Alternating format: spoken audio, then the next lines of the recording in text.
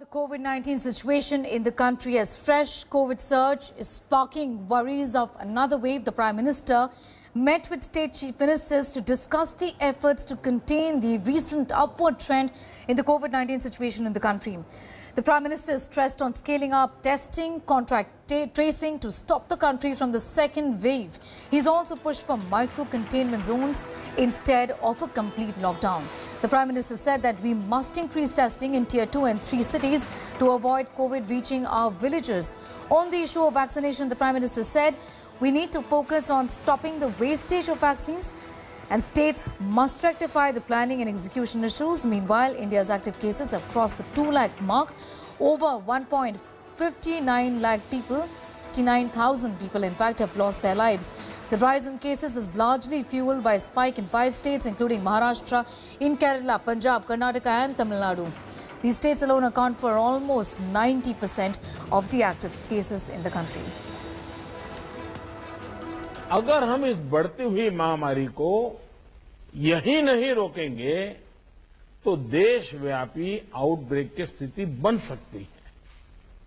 हमें कोरोना की उस उभरती हुई सेकंड पीक को तुरंत रोकना ही होगा और इसके लिए हमें क्विक और डिसाइसिव कदम उठाने होंगे।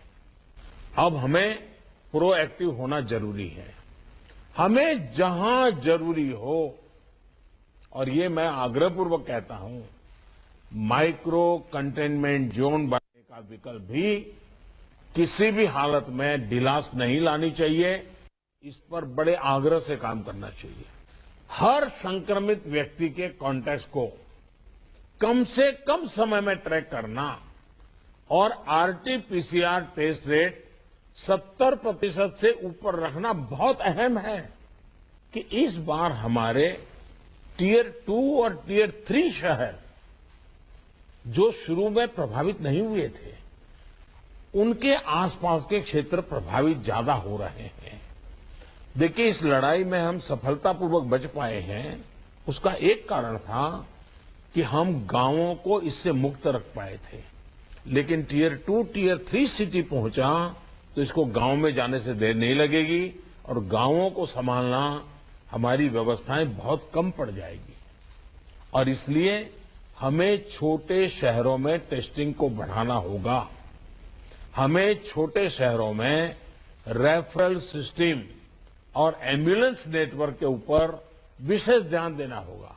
Hi everyone, Preeti Chaudhary here. Hope you like this video. For latest news and analysis, like and subscribe to the India Today YouTube channel. And don't forget to press the bell icon to stay updated. Thank you for watching.